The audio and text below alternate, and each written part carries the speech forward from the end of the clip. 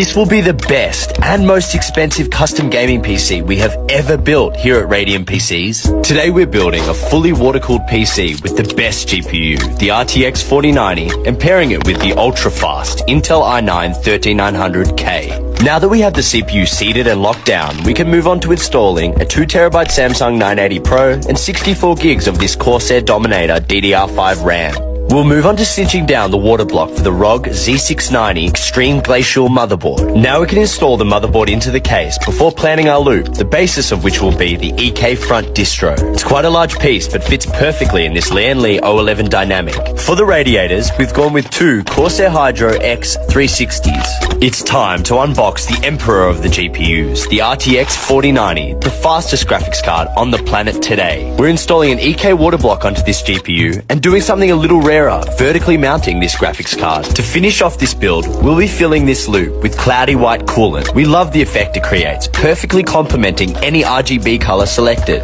But we want to know, people out there, do you like the look of our most powerful system yet? I think no holds barred sums up this fearsome rig.